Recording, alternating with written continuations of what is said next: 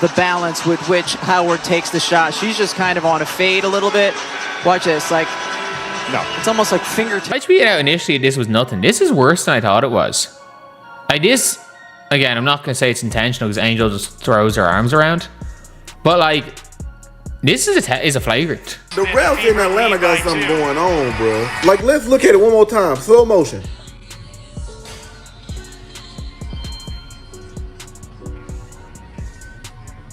This is as pathetic as these four, well, I'm going to say 3 of the 4 hooligans at halftime just blabbing about Atlanta. We understand the bias.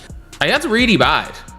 That is really bad with refs. I thought it was this one. When I said, oh, this is nothing, I thought it was this. Forget the final score for a moment, because the real mystery may have been hiding inside the whistles. Every questionable call seemed to arrive at just the right, or wrong, moment, and before long, Caitlin Clark fans were connecting one decision to another. Then Angel Reese and the Atlanta Dream became part of the equation, making the entire situation even stranger. But was this simply bad officiating, or was something else happening behind the scenes? So what was very interesting about those 2 clips is that it involved the same referee. In the first clip, Caitlin Clark had the ball, and she basically wanted a foul called, and she throws a tantrum right in front of the ref, and the ref does nothing. Doesn't blow the whistle, doesn't even tee her up, nothing, okay? This same ref, the very next day, ended up reffing a game for the Atlanta Dream, and he makes a call. Angel didn't like it. She waves him off and walks away, and he tees her up. So to me, if you teed up one, you should have teed up the other, right? Right? You see, this is the evidence that showcases that there is bias in refereeing in the WNBA, particularly when it comes. The game itself was already chaotic before the controversial sequence arrived. Indiana and Atlanta went into Sunday's matchup with plenty at stake, and the Fever eventually escaped with a 95-91 overtime victory. Caitlin Clark finished with 26 points and 9 assists, while Angel Reese had 15 points, 14 rebounds, and 6 assists for Atlanta. Wow. You would think that Angel Reese going against Caitlin Clark, she would try to show up at least in some sort of fashion, right? Well, she showed up physically. Now, when it comes to talent, oh my gosh, Caitlin Clark just embarrassed this girl. I mean, let me just play this. Let's not do too much talking. Look at Caitlin Clark just laughing. We'll get to how we got to this point of the game. Caitlin Clark enjoying the last laugh on Angel Reese, just trolling her, looking at her in disbelief like, wow. But if you only look at the final score, you miss the part of this game that has people talking about the officials. Because there was a moment when it looked like Indiana might lose a game it had spent the entire night fighting to win, and the strangest character in that sequence was not Caitlin Clark, Angel Reese, or even the Dream. It gets to a point to where it's like, this stuff isn't an accident. It's always happening to the same people and the same team.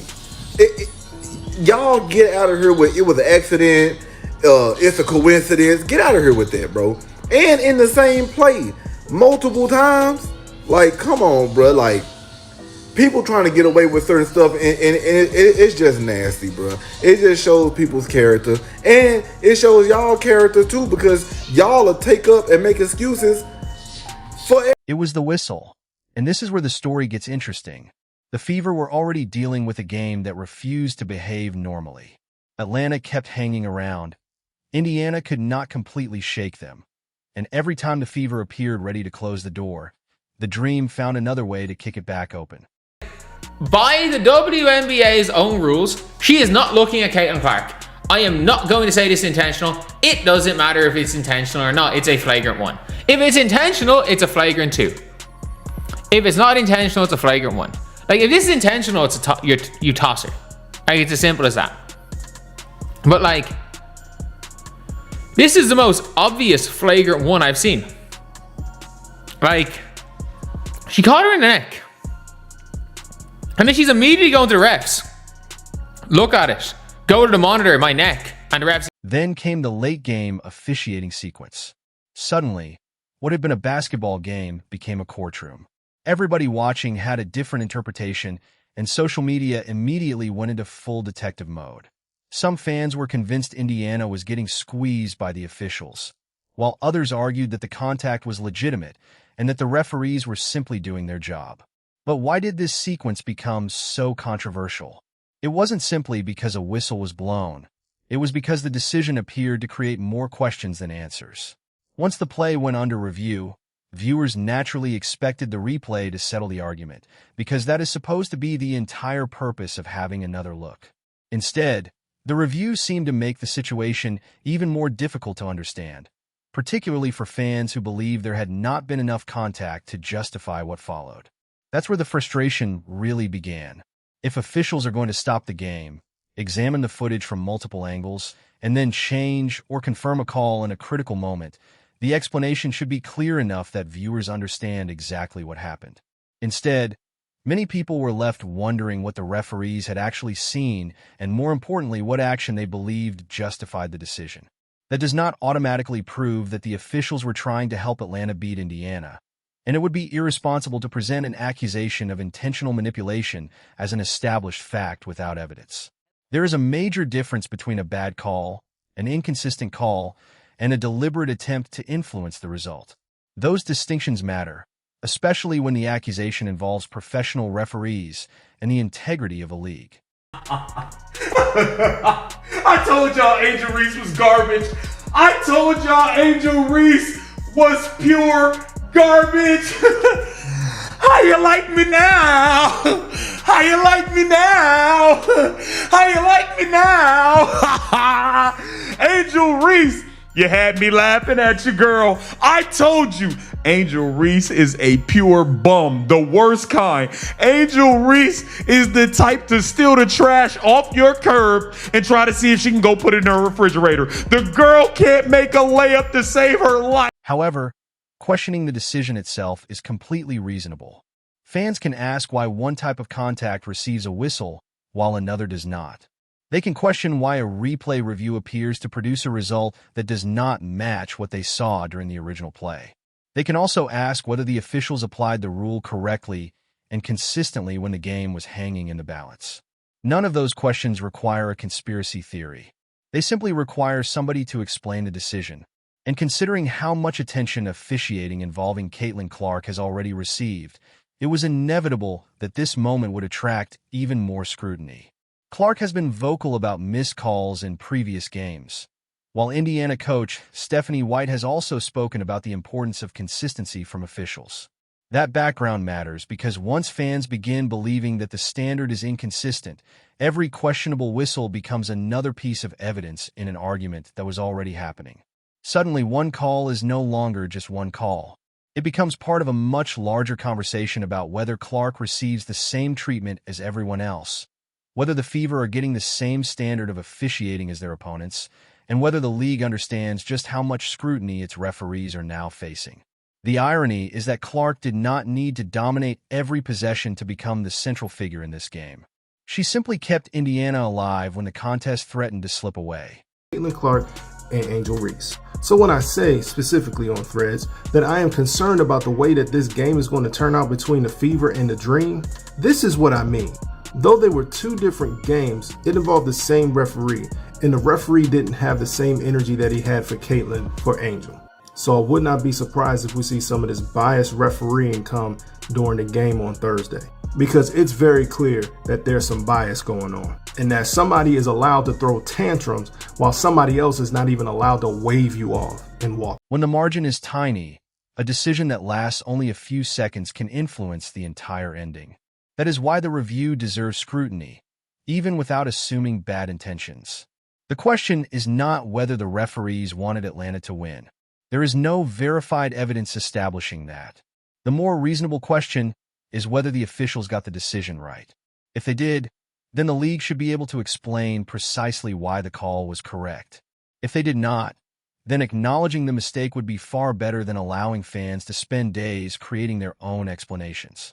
Because when officials make a controversial decision and the league provides little clarity, the internet happily fills the vacuum. Clearly a better basketball player than Angel Reese. But you know what's crazy? Because I don't... But Angel Reese is a good player, but they just play two different positions. Like, it's not even the same type of game.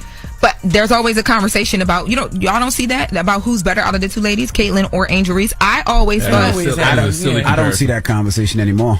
Okay, not anymore, right? But in the beginning, yes. And I actually started to watch some of the clips because I wanted to determine for myself. And then I was like, oh, Caitlin is obviously really a great player. I don't know why they even have the conversation. But Angel Reese is amazing as well too. But anyway, they love to put the women against each other. So instantly that caught the headlines. That caught happily fills the vacuum. And the internet, as we all know, has never seen an unexplained sports controversy in thought. Let us calmly wait for more information. No, the internet immediately becomes a detective agency with Wi-Fi. Suddenly, fans are slowing down replays frame by frame, drawing imaginary circles around players, analyzing body positioning, comparing previous calls, and building entire theories from 3 seconds of basketball. That is why transparency matters. The WNBA cannot control what every fan believes, but it can make sure the rules and review process are understandable. If the officials determine that contact meets the standard for a foul, fans should be able to understand what contact triggered that decision. If the review changes the original ruling, the league should be able to explain what the replay revealed that officials did not see initially. That explanation becomes even more important when the broadcast team itself appears surprised by the decision. The commentators are watching the same replay that the audience is watching. They are analyzing the same angles, seeing the same players, and trying to interpret the same sequence in real time. When their reaction suggests uncertainty, viewers naturally become even more curious about what the officials saw. That does not mean commentators are automatically correct. It simply means the league has a communication challenge when the people watching cannot immediately understand why the final ruling was made. And this is not an argument that Caitlin Clark should receive special treatment, because that would be completely ridiculous. Clearly a better basketball player than Angel Reese. But you know what's crazy? Because I don't... But Angel Reese is a good player, but they just play two different positions. Like, it's not even the same type of game. But there's always a conversation about, y'all don't see that? About who's better out of the two ladies, Caitlin or Angel Reese. I always thought... I don't see that conversation anymore. Okay, not anymore, right? But in the beginning, yes. And I actually started to watch some of the clips because I wanted to determine for myself. And then I was like, oh, Caitlin is obviously really a great player. I don't know why they even have the conversation. But Angel Reese is amazing as well too. But anyway, they love to put the women against each other. So instantly that caught the headlines. That caught... I told y'all Angel Reese was garbage. I told y'all Angel Reese was pure garbage. How you like me now? How you like me now? How you like me now? Angel Reese, you had me laughing at you, girl. I told you, Angel Reese is a pure bum, the worst kind. Angel Reese is the type to steal the trash off your curb and try to see if she can go put it in her refrigerator. The girl can't make a layup to save her life.